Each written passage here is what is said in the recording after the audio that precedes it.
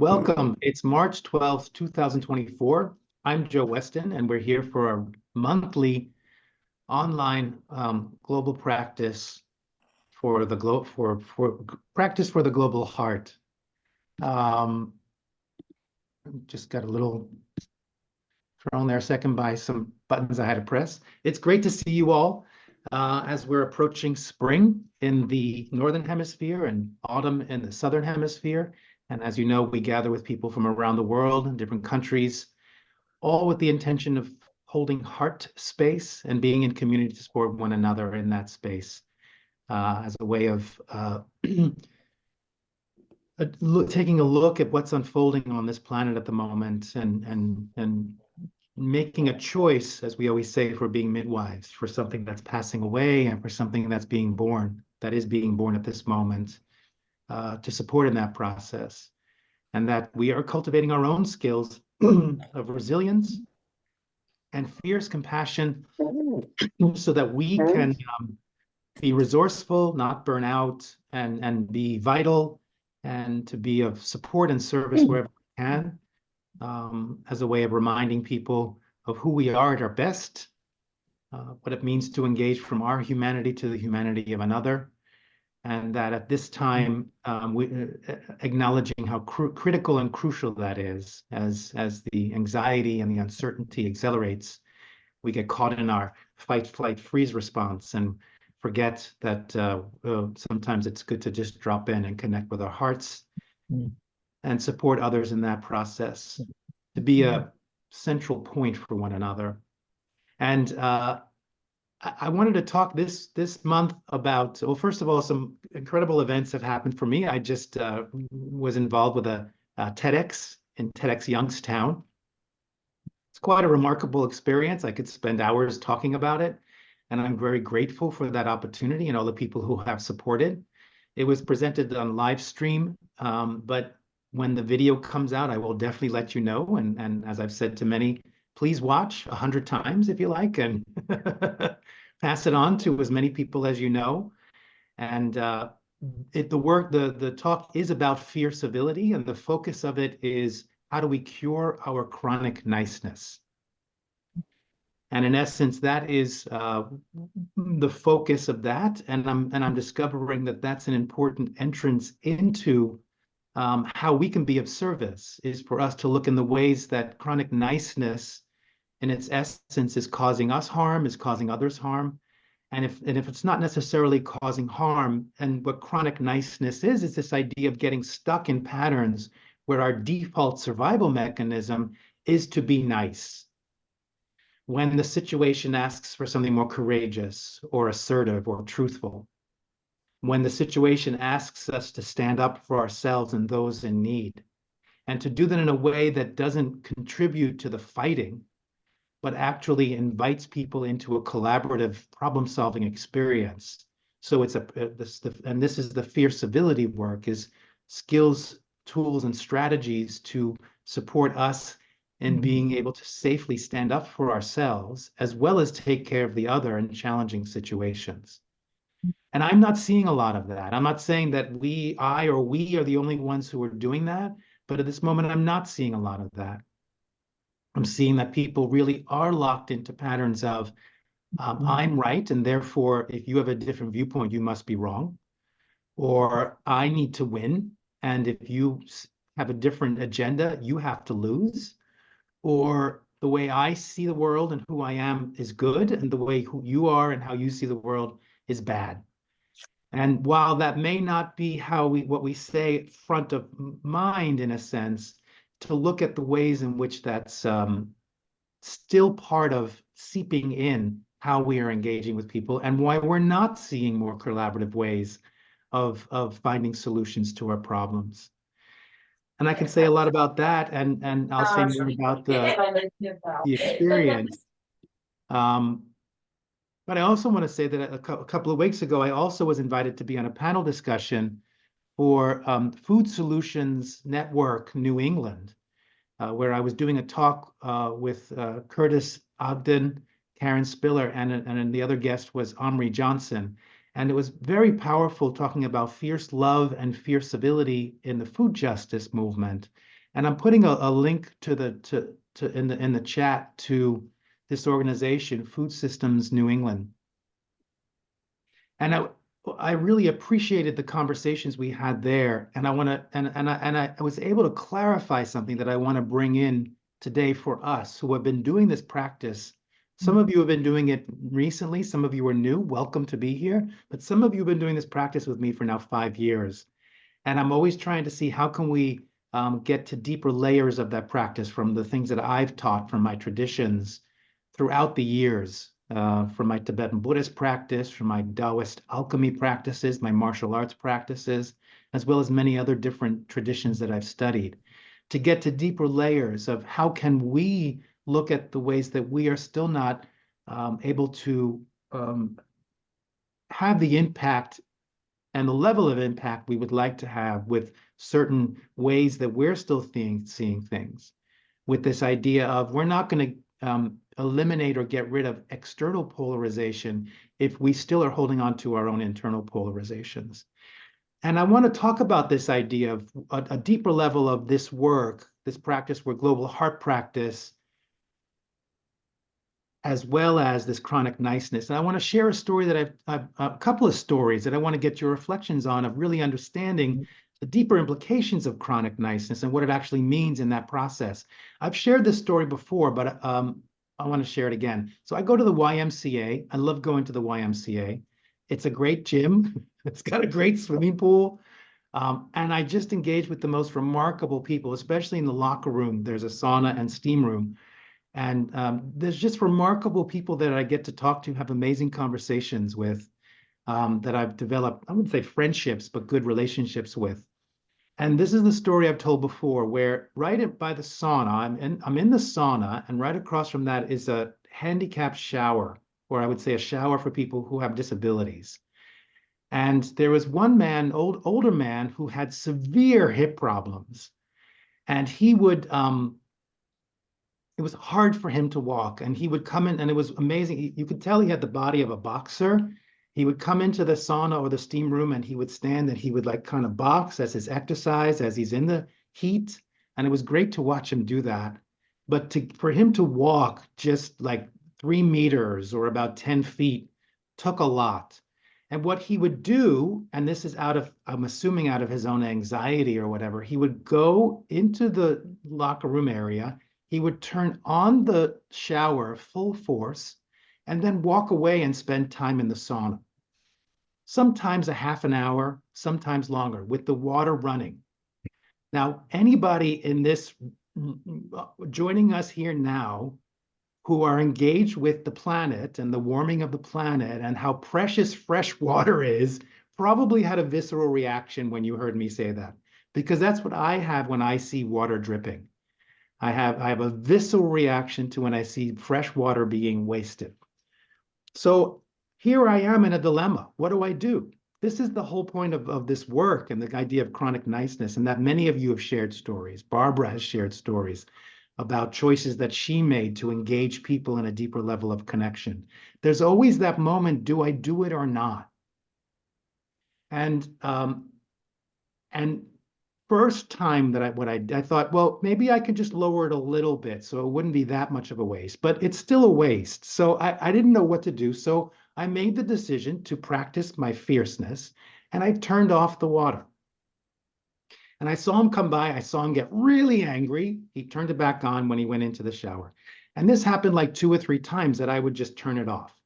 And then I thought, that's also not chronic niceness and according to what we're doing. So I made sure to turn it off when he saw me this next time.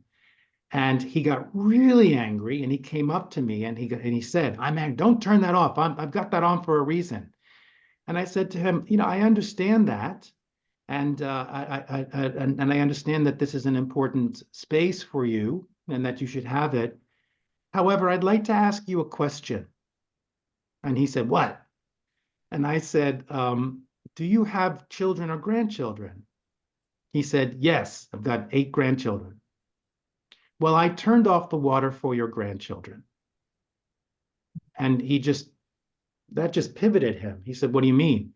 I said, I don't know if you're following the statistics, but I'm not, I might be around for a few more decades, but I'm thinking about the long term, and there are really questions of whether there'll be enough fresh water. And I'm thinking about your grandchildren and their children, and that's why I turned off the water. And that shifted something for him. And luckily it worked, where I was able to reconnect with his heart. He was able to hear that, and he was able to adjust. And it was a win-win situation. And we talked more about it. He shared more about why he does that with the shower. And I said, listen, if I'm here, I'll make sure I'll keep it clear. If people come, I'll just say, there's someone who wants to use that. And don't forget that this is a shower for people who are physically challenged. And that was a situation. And for me, that's what it means to overcome our chronic niceness and practice fierce civility. And there's another story that I'd like to get your reflections on.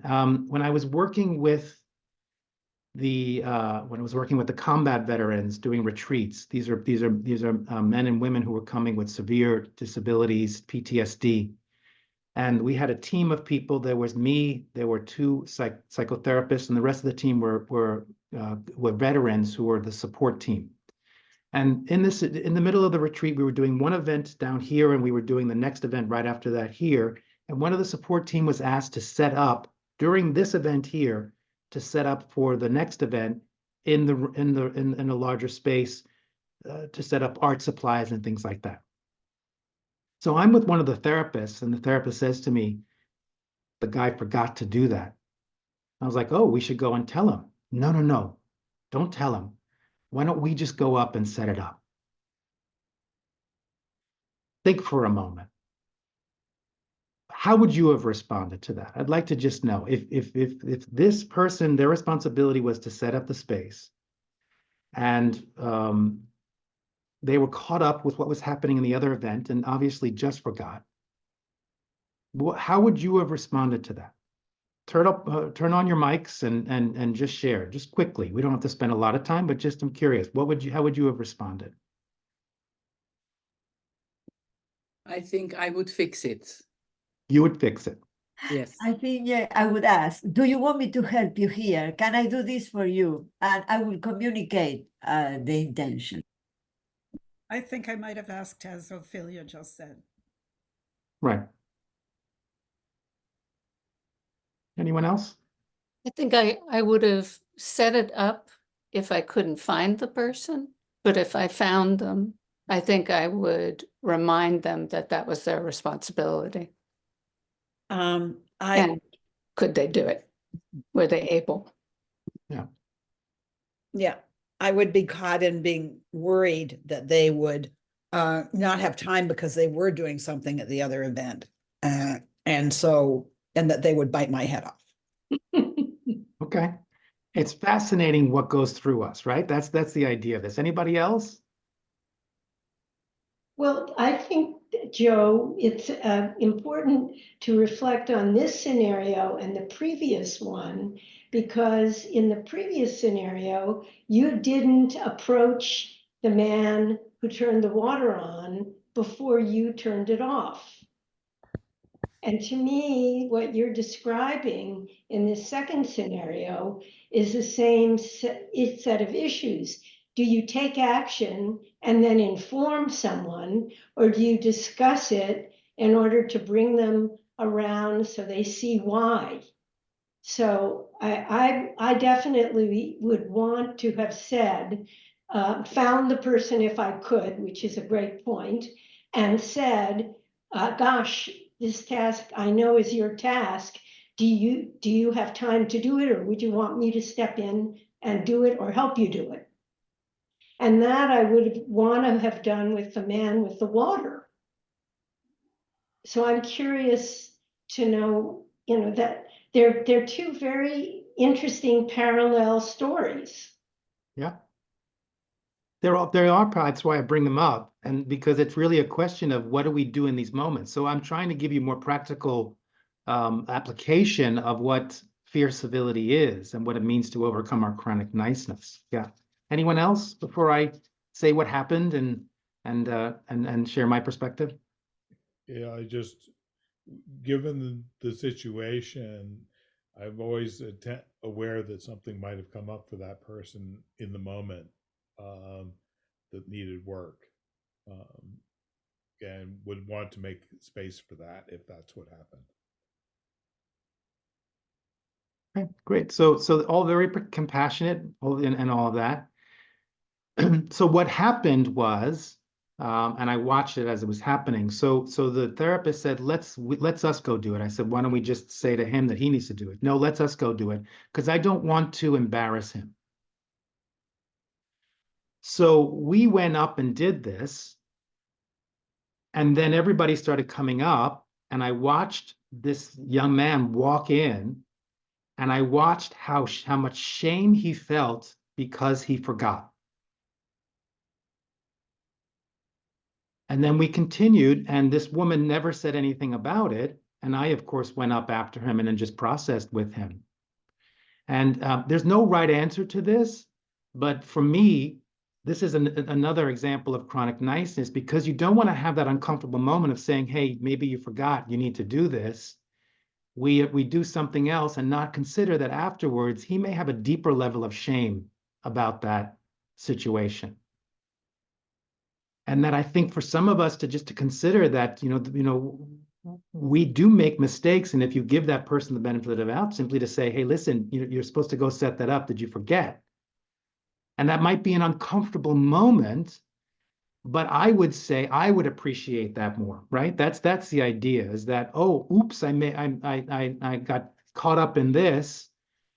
It's uncomfortable, but thanks for reminding me. I'm going to run up there right now. And if there were some deeper issues, of course you can discuss. But I just want to bring that up again as just another idea of the subtle ways we can be using this. To be considering in every moment, yes, you consider what are the ramifications if I choose this, what's the impact it's going to have. And that simply because the choice you might make makes it very uncomfortable temporarily in that moment should not be the reason not to do it. And that we learn and grow and deepen, and we get deeper into intimacy. We solve problems in the uncomfortable.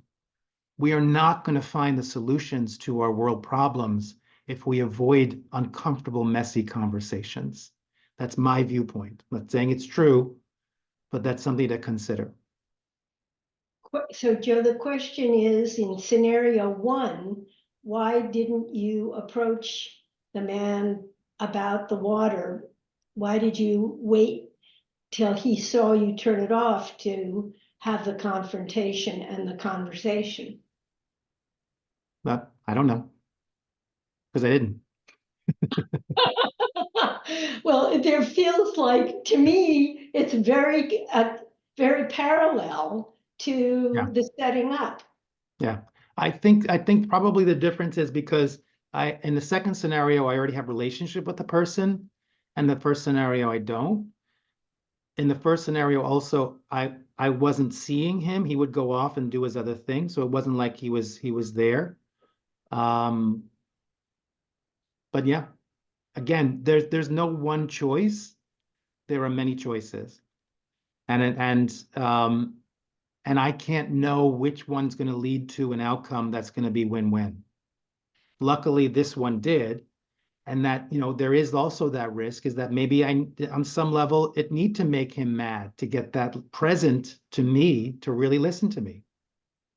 That if it was just a person randomly walking up and telling him about the implications of wasting water, would that have worked? I don't know.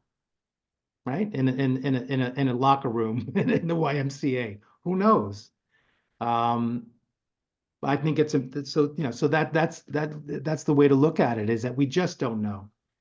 And then the question is, Barbara, you bring up a good point. However you approach it, you want to do it from the best place, from the proper motivation. And sometimes we're going to mess up. It's not going to go the way we want. And that's also an important thing to consider with fierce ability. Do we not do it because we're afraid of messing up? And many of us do choose that, not to take the risk, not to put ourselves out there. If our motivation is to deepen relationship, is to empower all involved, then that should give us the confidence to take the risk. And then if it does not go the way we want, to then, take the time to manage and to repair. But I am bringing that up, that I see that a lot in myself as well as others, that we don't even take that risk for the fear of we may not do it right, or worrying about the other person's reaction. And Jimmy Carter has a quote, and I'm misquoting it, but something to the effect of, if we fear to make people mad, then we are appealing to the lowest common denominator of humanity. Something like that. That we don't want to make people mad, but if we're fearful of having the difficult conversations and approaching people from this way, and we don't do it, then we're just accepting them, this idea, the lowest common denominator. So I want to bring this up in the context now, and then we'll get to our practice, I promise. In this food justice discussion, I got clarity on something in terms of the, many people, this idea, we talk about this a lot, of we are all one, right? And how misleading that can be, and how people can say we're all one, but not really act on that in terms of their engagement with what's happening in the world or with one another. It's very easy in a retreat center to open your heart in a beautiful setting and say we're all one, but what happens when you're actually driving in your car in traffic, or when you're in the supermarket, or when you're engaging with employees? Everyone's going like this, I could see. So, and that's what this practice is, just to emphasize, is to help us take those higher aspirations and put them into our moment to moment.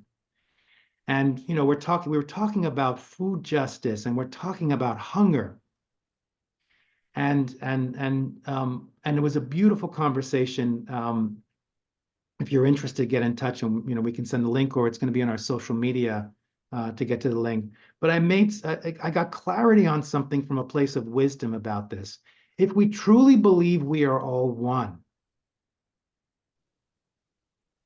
then in essence, there is no separation between us.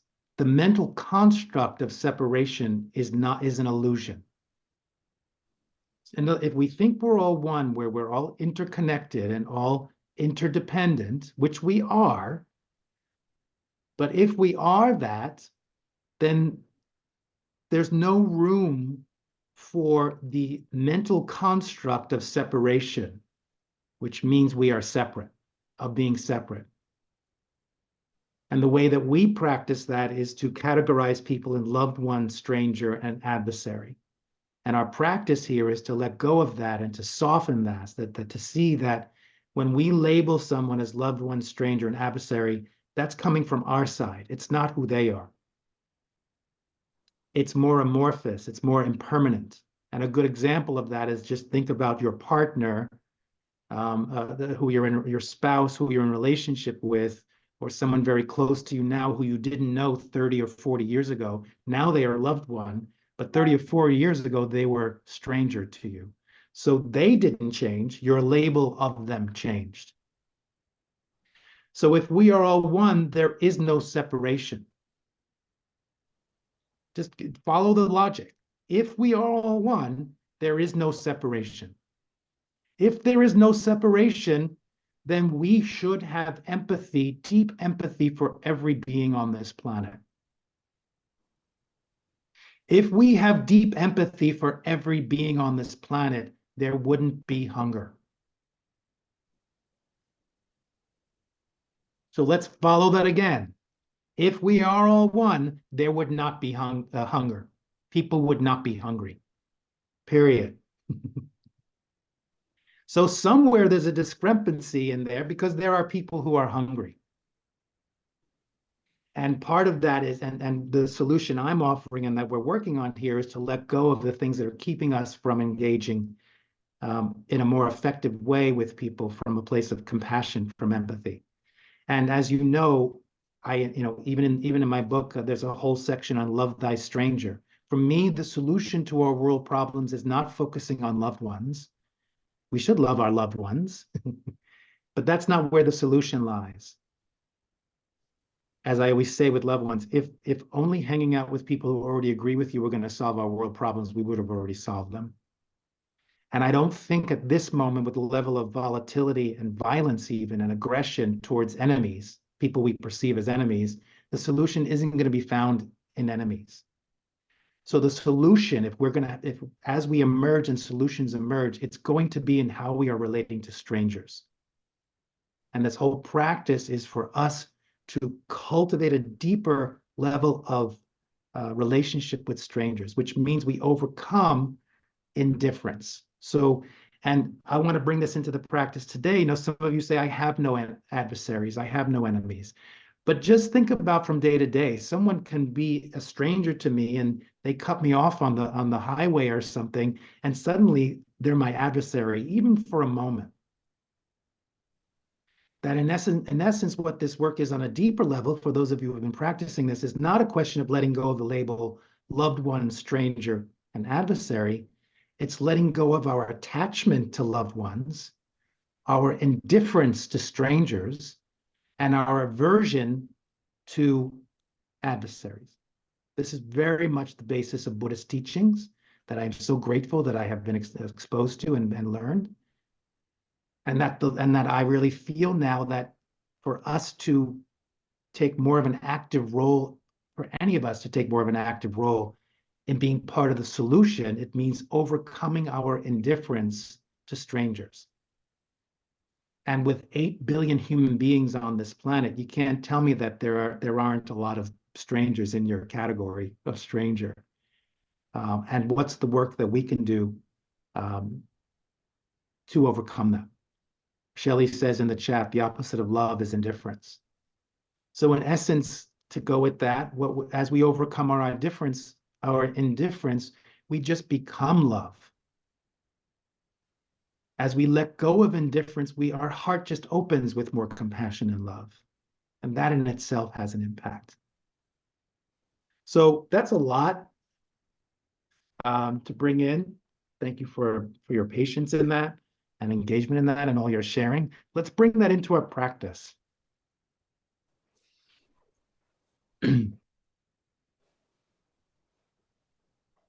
So as always, in this practice, there's no right way to do it or wrong way to do it. It's about finding your way.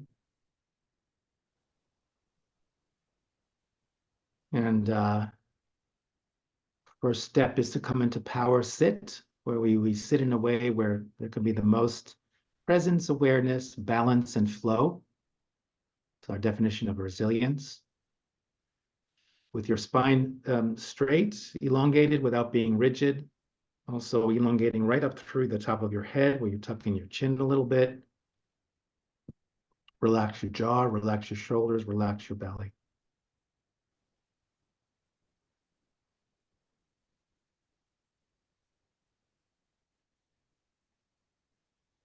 Power sit. Bringing your attention now to your core and your lower belly, approximately the width of 3 fingers below your navel and 1/3 of the way into the body from the front of the body.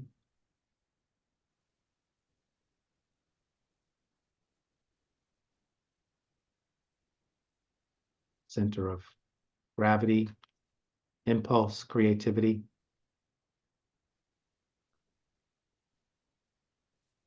Where your personal power resides. And your capacity to perceive, to be aware.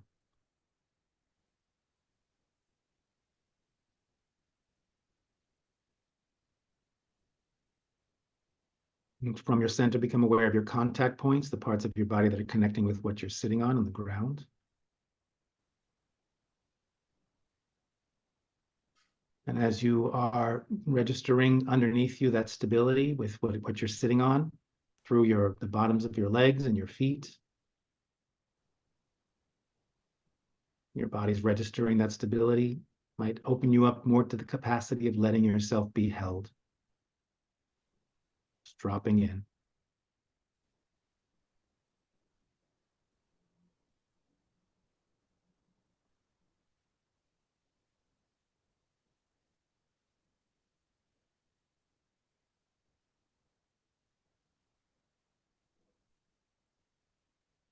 acknowledging the ground under you.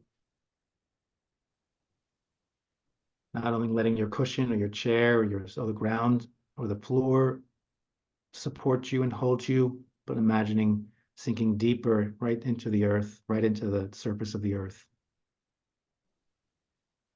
Opening up to allowing yourself to be held by Mother Earth and the land under you. Honoring the land under you.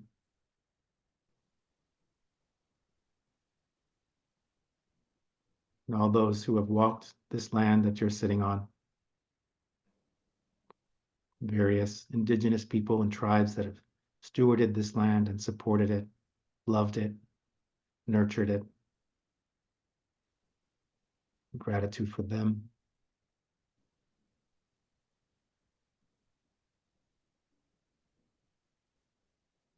From your center, becoming aware of your own physical body right now, just doing an inventory. No need to change or do anything. Simply a way of us practicing connecting more with the present moment, first through ourselves, starting with the physical body. How is it speaking to us in this moment?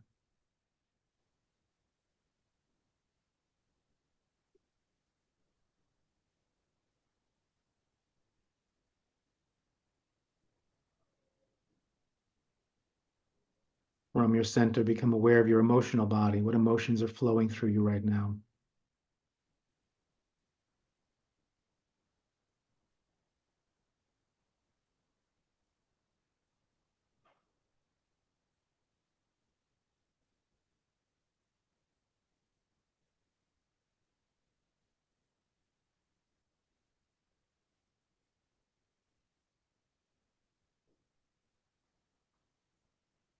Knowing that all feelings are welcome, simply allowing them to flow through you.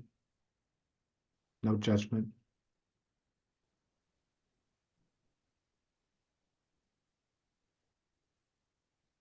From your center, become aware of your mental body, your thoughts. Not what you're thinking, but the quality of your thoughts. Simply notice, no judgment. Assess.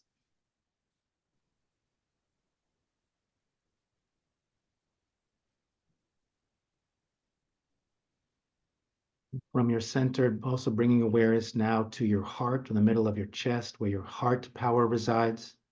Compassion, love, respect, connection. And from your center and from your heart, becoming aware of that part of you which connects to something larger than yourself. What is that part of you that has access to something larger than yourself? And from your center and from your heart, becoming aware in this moment from that part of you, what is your connection to something larger than yourself in this moment?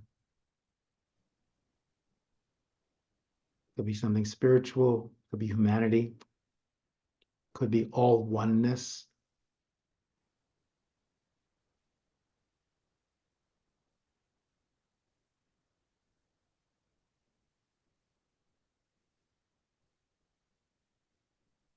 And this experience of being connected with Mother Earth under you, connected to something larger than yourself, with your awareness of yourself on all levels, physically, emotionally, mentally, maybe spiritually, allowing this awareness to spread out in all directions to the ends of your own personal space, clarifying your own personal boundaries behind you in all directions. And with this awareness of yourself in this present moment, take a full breath in through your nose, out through your mouth.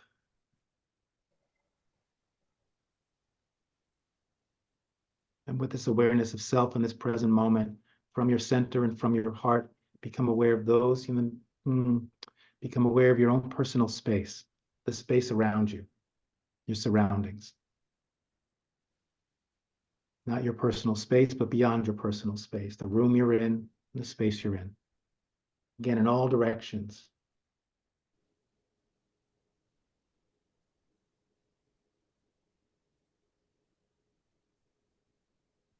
Placing yourself in the context. considering how your surroundings might be influencing you at this moment.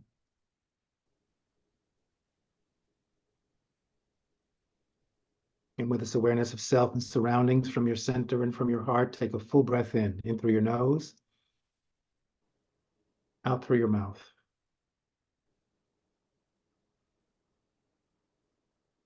From your center and from your heart, with awareness of self and surroundings, become aware of those in this meditation group, in this circle.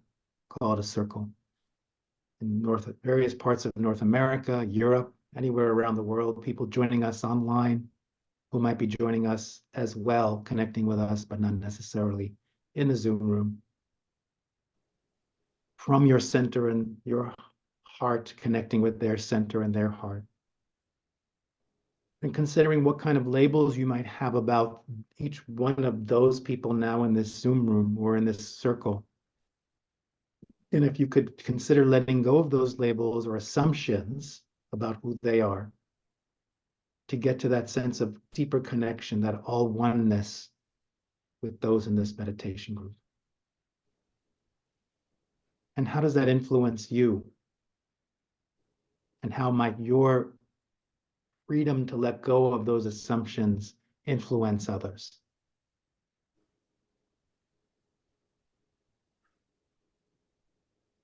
Allowing energy to flow and emotions to flow. And with this awareness of self, surroundings, and those in this meditation circle, from your center and from your heart, take a full breath in through your nose, out through your mouth.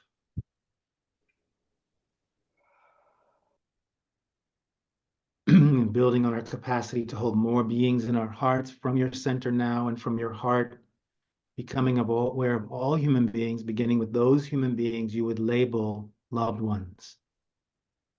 And who arises in your heart? What faces do you see, or groups of people? How many loved ones can you hold in your heart at this moment?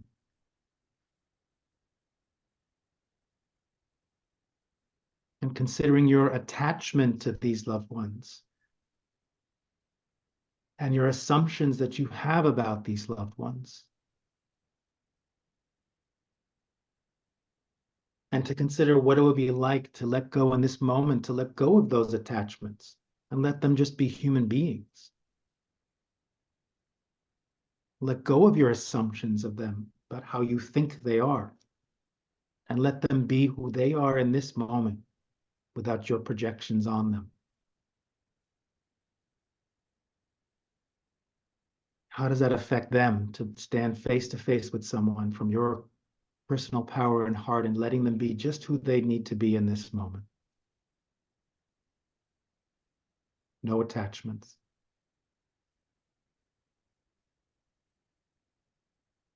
Allowing energy to flow and emotions to flow. And we're going to swing over now to adversaries. From your center and from your heart, become aware of those human beings you would label adversary, remembering there can be someone who is a permanent adversary for you, or someone who just in a moment to moment can be an adversary. It could even be a family member, a neighbor. Who arises in your heart? What faces do you see? How does that influence your level of open-heartedness? And just considering from your center and from your heart as you connect with them, considering your aversion for them. What does that mean, aversion?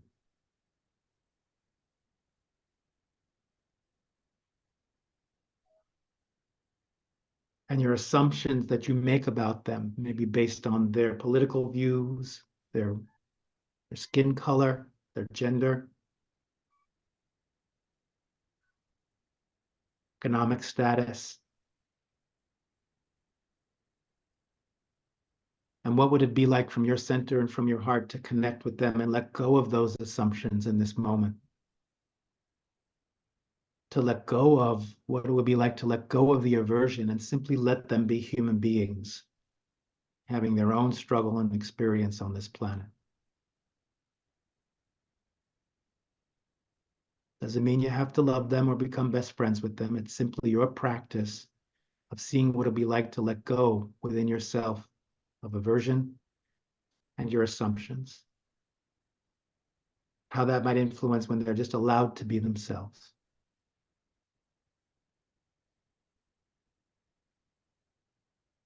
allowing energy to flow and emotions to flow. And from your center and from your heart, becoming aware of those human beings you would label stranger. Who arises in your heart? What faces do you see? How many strangers can you hold in your heart at this moment? Assuming that there's probably more than 7 billion to choose from.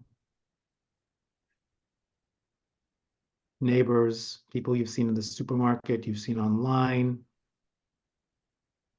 in the news, assumptions, or people you just know are in different parts of the world. And in this moment, to consider, what are your assumptions about them? And is it possible in this moment to let those assumptions go? And as you stand face to face with them from your center and from your heart,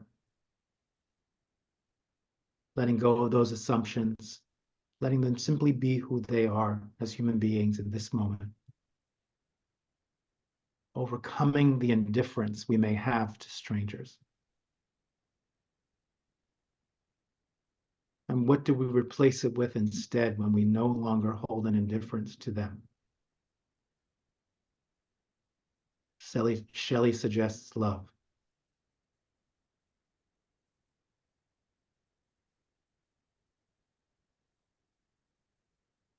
And how is that influencing them, each person you're now engaging with, when they can simply be who they are? And no longer caught up in anyone's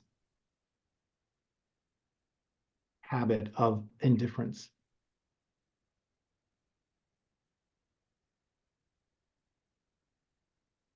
And now consider all human beings that you've now engaged with and the practice you've done to simply let them be who they are without your assumptions.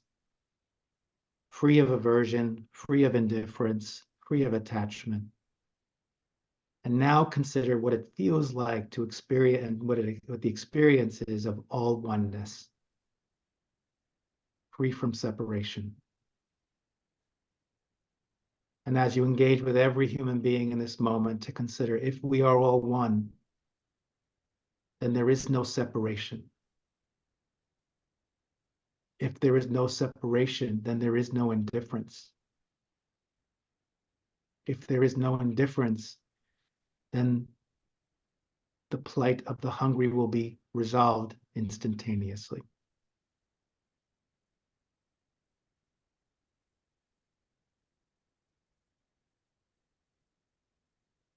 Radiating out to all creatures on this planet in the same way, and to the planet itself.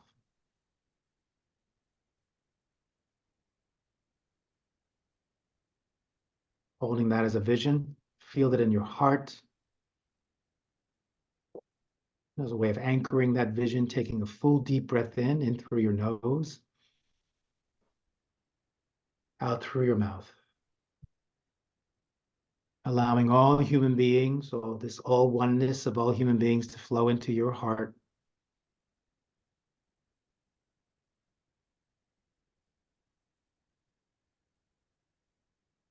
And with this awareness now, becoming aware of all those in this meditation circle, with all human beings in your heart, and sharing with each other this moment of all oneness. And a vision of how we can be on this planet. Allowing those in this meditation circle to flow in your heart as you bring your awareness back to your surroundings, coming into your present here and now. Allowing your surroundings to flow into your heart as you bring your awareness back to yourself. Considering all the ways, the assumptions, and the ways that you compartmentalize yourself. See if you can let those assumptions go of who you think you are in this moment, so that you can actually even tap into your own all oneness with yourself.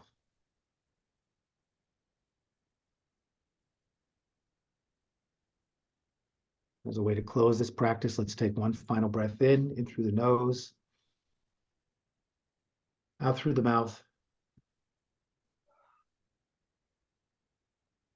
Trying to remember the experience, the muscle memory of how you are right now, considering walking through the world in this state of being.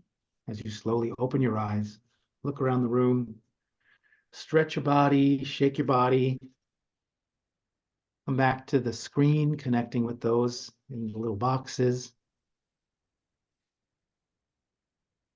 And we had a chance to reflect, to look at our motivation. We did our practice, and now we have a chance to reflect. Does anybody want to share, based on the conversation we had or based on the practice, want to share your thoughts or what's on your heart? Mika? I like to share a story from last week. I like to swim, and most time I go after 9 o'clock in the morning, and there are a whole lot of parents with their children and grandparents with their grandchildren. And when I started with a grumpy face, I think, oh, all the noise, and how can you buy such a swimsuit?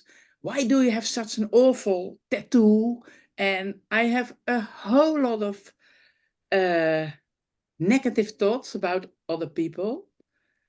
And then I see myself and I think, what am I doing? And then I make it bigger. So, oh, you're much too fat to wear a bikini. You're much too this, and you're much... I have a whole lot of opinions about everyone. And then I think, oh, this is only one saying something about me. This is how I look. And this is, oh, I'm too fat to wear a bikini and things like that. And I don't dare to take a tattoo. And that happened. And I thought, well, can you be a bit more softened to yourself and to all the other people? Now, then I was in the corner. There are jet streams, and there came a man. I didn't know him. And, you know, he said hello, and I had a relaxed face. And then he told a very sad story about his wife who was ill, and he's married for 55 years with her, and his sadness about it.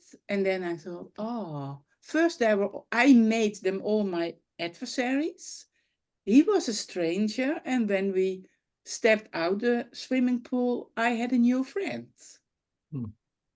And I love it to look at myself, what I am doing.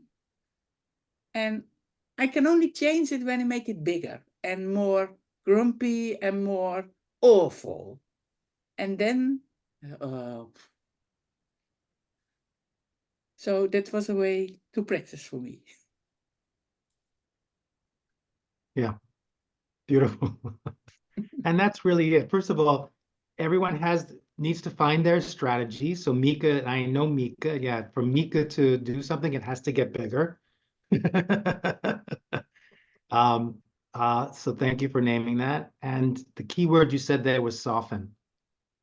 And that's really what that's what this practice is. It's softening the rigidity of how we are experiencing ourselves, our surroundings in the world. And Mika, I always want to just say I have deep gratitude for your courageous capacity to share like that. You do it often, and I just want to appreciate your courage and the generosity in your courage to share that. Thank you. So we have a four-legged who joined us. What's their name?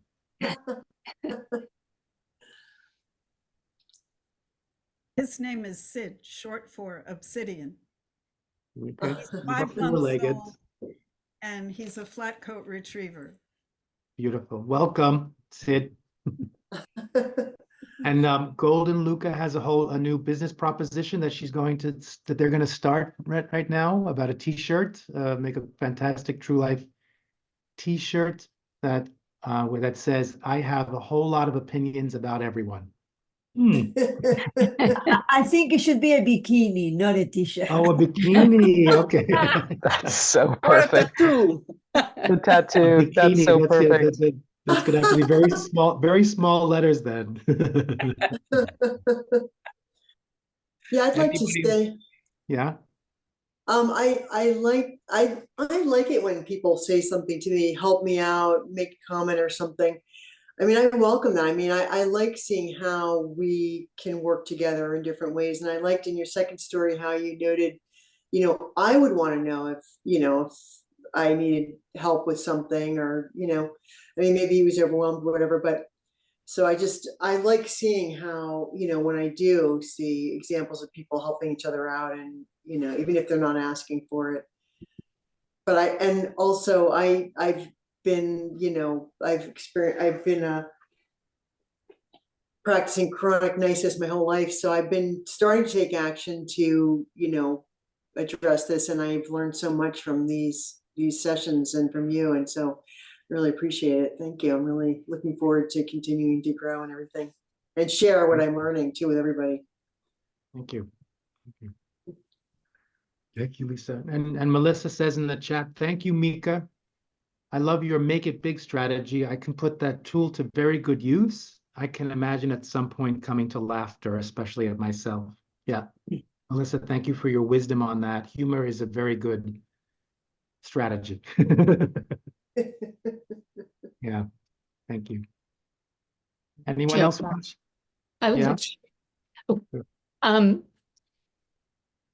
the one thing that I come up with in that meditation, the adversaries, is I come up with, I hate to even say the word, but Trump, and the field around him, all the people around him, and I feel like people are doing harm, and I have such a hard time sort of coming to terms with that. I can hold it sort of in my imagination with love and oneness and really hold it that way. But I feel protective. I feel protective of the planet, my country, and I know that I get stuck in there. And I've tried to have conversations with people I really love, and have stopped having conversations because there's so much agitation on the other side. I can stay pretty calm, but I'm like, I can't do that anymore. My solar plexus is like on fire. So just want your thoughts about that, if you don't mind. Yeah, I mean, thank you. And at that, maybe we should do a whole session on this. Just this Yes, I think discussion. so. We should find it, because there's a lot to discuss in this. And the way I would set that up is more of a self-care thing, not a Yeah. gossip thing, not a demonizing thing, but more a self-care thing. And if the motivation is how do we feel, even with people like that, we can still feel in alignment with our highest values. I think, the thing to, on the deepest level, yes. I mean, there are ways to consider that. I did say in a past session this year, I know, so it was a few times ago, that even that person has the potential to become an enlightened being. There are no exceptions. It's part of my practice that, and the Tibetan Buddhist practice, that we all have that potential to be an enlightened being. And that doesn't, and even a mosquito. So if a mosquito has that, why shouldn't he? And that's the highest level. But I'm not there yet. I still have my assumptions and my aversion for people like that.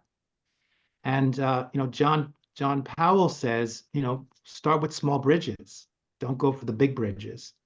And I think the way I would answer that is that why I emphasize the solution to our world problems won't be found with our loved ones, and they won't be found with the adversaries. They will be found with the strangers.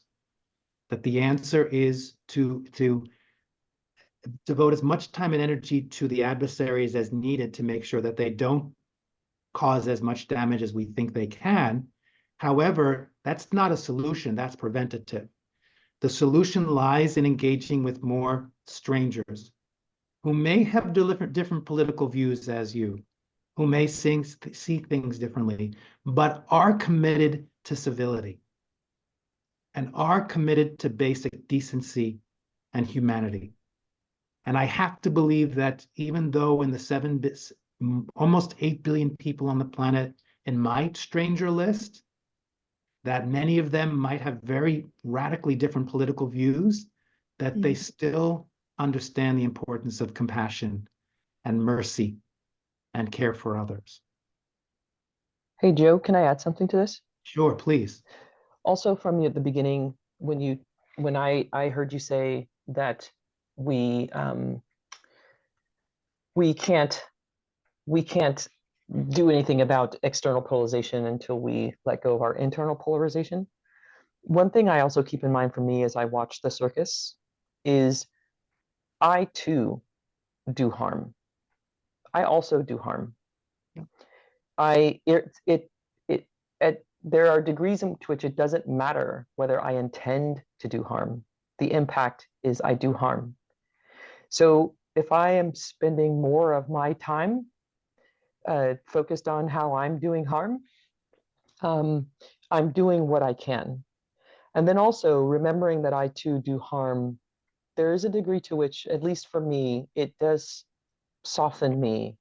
It softens something inside of me so that I am not so activated by the other harm that I see or I may perceive being done in the world. If I am also remembering, yeah, I too do harm. It is part of, unfortunately, what we do as humans.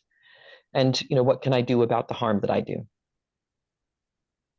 Thank you. Thank you. Yeah.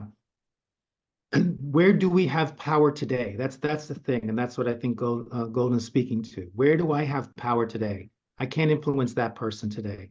And maybe in a year, maybe in 10 years. But right now, where do I have power? Right now, I have power over my own actions, my own thoughts, my own words, and my own actions. And just to go back a bit, Tia, so it's about time and energy management. So, how much time and energy do you want to devote to that person? And how can you redirect some of that away from them towards something that's going to lead towards solution? And believe me, there's plenty more we can talk about that. So I want to say thank you. Sorry, Barbara, can you just do it? Because I want to, it's already kind of like, can you say a quick one? I just wondered if in a future conversation, Shelley's view is stranger, indifference, opposite is love, whether we could talk about caring as the alternative. I think that would be very interesting as a conversation. We talk about self-care and then caring for others, and I would love that conversation to clarify.